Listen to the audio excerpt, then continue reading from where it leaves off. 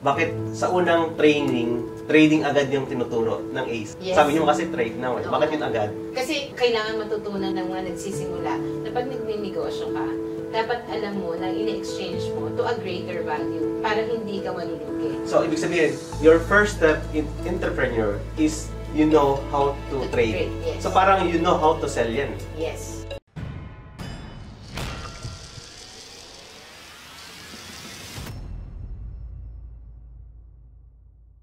Welcome to Master Carl Production. In this portion, we're going to have our business episodes. This episode, malalaman natin ang pundasyon ko na kung saan ako natuto at nagsimulang magnegosyo. Kaya sa pagkakataong ito, meron tayong special na bisita, walang iba, kundi si Ma'am Rachel Sasing ng ACE. Ano ba itong Academy Creating Enterprise para doon sa mga hindi nakakaalam? Magandang araw sa lahat. Ang Academy for Creating Enterprise is nagsimula sa Pilipinas in 1999. Pero ngayon nasa 15 countries na siya. Wow. Kasama dito ang Mexico, Latin America, at ang pinaka-last na country na binuo ang Academy is Ghana, Africa. Okay. Naalala ko noong 2008, nag-aral ako sa Cebu, sa Banilan. Bali yung pag-aaral ko doon, mga 2 months yun eh. Libre pagkain, libre ang tulog, lahat libre. May bayad lang kami na parang worth 2,400 as commitment ng isang estudyante. Pero ngayon, may ganun pa rin po ba yung ACE? Wala na sa ngayon. So, libre kami na nagko-conduct ng mga trainings sa iba't ibang anywhere in the Philippines actually. Pwede kami invite and magturo ng pagiging isang entrepreneur. Pero sino yung parang priority turuan ng ACE? Ang priority na turuan ng Academy for Creating Enterprise, isang mga member ng The Church of Jesus Christ of Latter-day Saints. Okay. Pero ngayong panahon na to, open na rin kami na mag-conduct ng mga trainings sa kahit sino na interested maging negosyante. Sino po yung founder ng ACE? Okay. Ang founder ng ACE ay si Steve and Beth Gibson. Sila rin ay isang entrepreneur at nagtuturo sa Brigham Young University. And they started to have this academy sa Cebu City in 1999. Parang ang layunin nila for return missionaries. Kasi pagbalik nga ng mga missionaries, walang negosyo, walang pagsisimulan. Kaya na-create itong Academy for Creating Enterprise, especially doon sa mga return missionaries. Ano yung mga programa ngayon, Ma'am Rachel, ng ACE? Isa sa programa ng ACE ay tinatawag na Act Now program. So, sa Act Now program, merong stages kung saan ano bang dadaanan ng isang entrepreneur. So, we have this Start Now, Grow Now, Expand Now, and Build Now. So yung Start Now program, this is an 8 hours training na kung saan tuturuan natin yung mga entrepreneur to start now to trade, start now to change yung mindset nila, start now to profit, start now to measure. Bakit sa unang trading agad yung tinuturo ng ACE? Yes. Sabi niyo kasi trade now. Bakit yun agad? Kasi kailangan matutunan ng mga nagsisimula na pag nagninegosyo ka, dapat alam mo na ini-exchange mo to a greater value para hindi ka malulugi. So, ibig sabihin, your first step in entrepreneur is you know how to trade. Yes. So, parang you know how to sell yan. Yes. And then, ano yung mga pinag-trade nyo na bagay? Actually, sa training namin, meron kami tinatawag na paperclip challenge.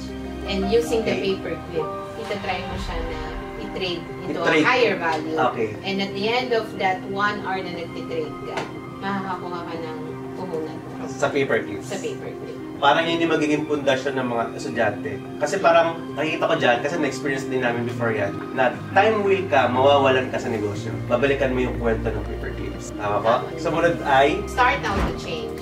So, bakit kailangan na start now to change? Because yung mindset ng tao, yung pagninegosyo kasi, it's a mindset din. Pag hindi nabago yung mindset mo, hindi ka mag-proceed sa pagiging negosyo. Ang binabago natin is yung mindset ng mga tao. Bigyan ka nga ng example, Ma'am Rachel, para mas maintindihan ng viewers natin. Okay, so tinitignan po natin yung pag-change ng pag-iisip ng tao. Pag nagbabago yung pag-iisip mo, nag-change din yung action mo, and mag-change din yung result. So if you think na, like for example, kaya mo maging entrepreneur, sabi nga daw, ang mga Pilipino medyo necessity entrepreneur. Alam niyo po ba yung necessity entrepreneur? Yung sige, explain niyo po. Magninegosyo lang kung kailan lang gusto. Parang, typical na Pilipino. Typical na parang, okay, ngayon magninegosyo ako, ngayon bukas umulan, huwag muna. Okay. Parang gano'n, ang bilis mawalan ng gana sa negosyo. Pero yung a real entrepreneur, talagang yung mindset mo. Kailangan may parang mighty change of mind yata. Well, mighty change of mind. And talagang gusto niyang magnegosyo. Parang di ba sinasabi natin yung mga optimistic na tao is kaya niyang kahit anong weather yan. siyang nagdadala. Yes. No? Kumpara sa mga negative na tao na mag-change lang ang weather, ayoko na. Madadala siya. Madadala siya. Para sinasabi nyo na walang maaraw, walang umuulan, diba? Sa isang negosyante. Walang malayo, walang malapit sa isang negosyante. Anyway, yung pangatlo ay Start now to profit. So, dito naman sa Start now to profit, tinuturo naman yung mga principle na dapat mong gawin. We have this GEM model na tinatawag. Okay, yung GEM model, GEM. G stands for Gathering, Enhancing, and Marketing. Example, gusto mong magpares. Okay. Okay. So, sa gathering, naniniwala rin yung Academy na lahat ng pag nagninegosyo ko, nagsastart ka sa kung ano yung meron kang talent. Okay. So, kung halimbawa, nag-start kang marunong kang gumawa ng pares. So, inaalam mo kung anong mga dapat para maging masarap yung pares and binubuo mo yung menu mo for that. Part of the gathering din is, sa simula, you need to borrow or rent first. Hindi ka kailangan mamuhunan agad. Okay. Kung ano muna ang meron sa'yo, existing na materials or equipment na meron sa'yo, yun muna ang gamitin. Yun ang pagsimulan mo. Para sabi nyo, kung magpapares ka, halimbawa lang kuha, kung kailangan mo ng kaldero, hiramin mo muna. Kung wala kang mga chance, yung mga pasandok na malaki, hiramin mo muna. Kung meron kang mahiraman ng mga extra gasol, extra stove, hiramin mo muna. So, ibig sabihin, in gathering, hanggat kaya mo manghiram ka muna. Yes. Because tinatry mo pa yung negosyo. Yung negosyo, tama. Titignan mo pa siya kung paano siya sa market. Yes, yes. And of course, you need to validate din yung product mo. Yes. So, doon pumapasok yung alpha test, beta test, and wallet test. Ano naman yan? So, ang alpha test is kailangan mong i-test muna yung product mo sa... Kung papatok siya. Kung papatok siya within your Community, family. Family muna. Family muna. Relatives. Doon mo muna ipapatok yung... Okay. And if okay na siya, papasok ka naman sa beta test. Ang beta test naman ay iti-test mo yung product mo sa mga friends of friends. Hindi mo nakilala. Pero titignan mo kung meron pa ring market doon. Kung magugustuhan pa yan, magugustuhan pa rin nila. And last mo is yung wallet test. Dito sa wallet test, as in wallet? Bulsa? Bulsa. Okay. Bibili ba talaga sila ng product mo? Paano matetest yun? Kailangan ibenta mo talaga siya? Ibebenta mo talaga siya. And then kung binibili siya ng mga tao. So, ibig sabihin pala, Ma'am Rachel, pwede talagang magnegosyo ang isang negosyante na kung ano lang muna yung meron siya. Yes. Pwede. Pwede. Lahat mostly ng mga entrepreneur na nakakausap ko, they started talaga sa maliit lang. Kung ano talaga yung meron sila. So, isang business principle doon is yung start small, but think big. Pero, sa start now kasi dapat tina-target mo na ma-hit mo ang minimum wage. Bakit ang main goal ng ACE ay ma-hit yung minimum wage? Okay. Sa mga nagsisimula sa negosyo, kailangan meron kang tina-target. And, di ba, ang mga tao, kaya nag-i-empleyado kasi gusto nilang kumita. Yes, And alam naman natin, pag nag-empleyado ka, papasok ka, minimum wage. Yes. Yun. So, kung nagsisimula ako ng negosyo, simulan mo rin sa ganung target. So, kung halimbawa sa Santo Tomas, no, 500 ang minimum wage. Dapat kung mag-negosyo ka, ang profit mo per day is minimum wage. Yes. Dapat kumita ka rin ng 500 pesos para hindi ka na maging empleyado. So, ibig sabihin, natatapatan ng negosyo kung maging empleyado ka. So, yun yung milestone ng start now. Tinitingnan natin, dapat may profit, no? Start now to profit. So, dapat may profit ang isang entrepreneur. Okay. Parang ang sinasabi niyo po kasi kanina, ang pagninegosyo is either your passion, your ability, skills, interest. Yung isa naman, tips. Anong tips? Talent, interest, passion, skills. Okay. Paano kung yung may tinatawag silang sa market naman? Parang yung hinihingi naman ng market, paano naman po yun? Part of that is, kasi ang entrepreneur is a problem solver. Before moneymaker. Okay. So bago tayo naging moneymaker, we solve problems in the community. Ano ba ang need ng community? Ano yung susolbong problema? Ano yung problema isusolve mo? Na kung saan, pag may ganun na aspeto ka, mas papatok yung produkto mo kasi may need. Yung negosyo mo. May need yung negosyo. Kaya ka nagdi-negosyo, you wanted to solve a problem. Aside from that, we also teach how to start to measure. Start now to measure? Ano naman po yung start now to measure? Start now to measure is tinuturuan namin gumawa ng isang income statement. Simple income statement para sa maliit na negosyo.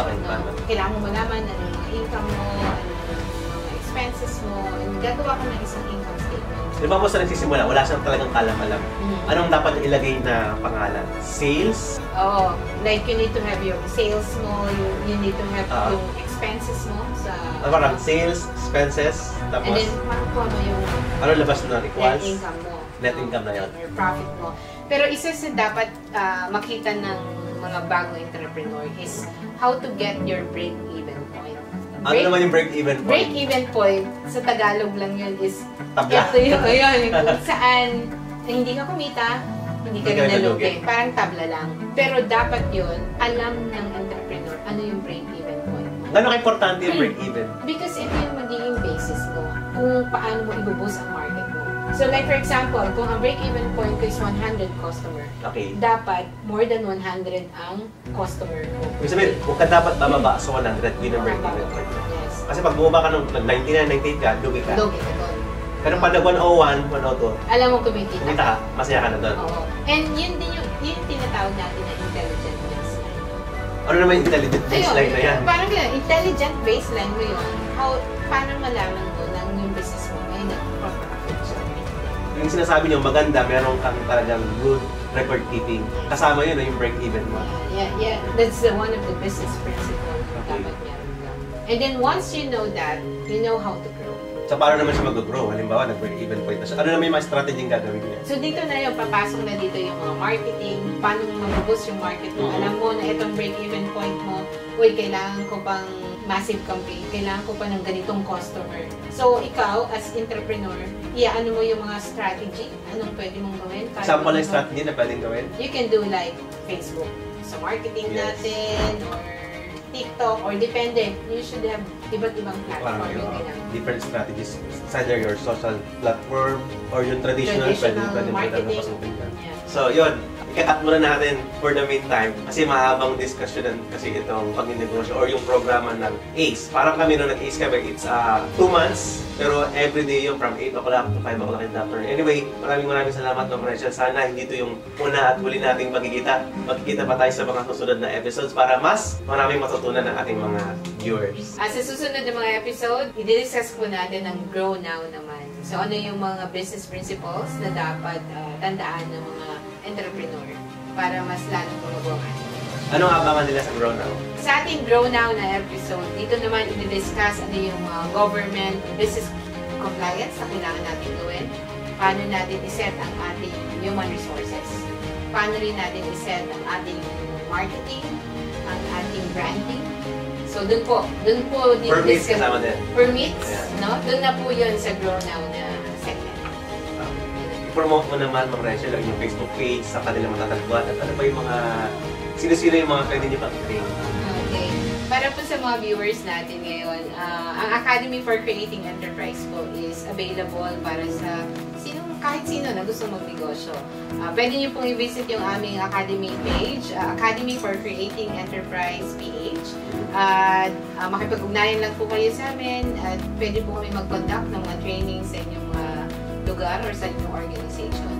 Ito po is para po sa mga nagsisimula na gusto magnegosyo.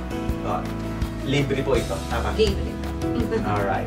So, abangan niyo po yung aming next episode. Sabi nga po ni Ma'am Rachel, ang ating Grow Now episode para mas maliwanagan tayo at mas maintindihan mo natin ang pag-negosyo.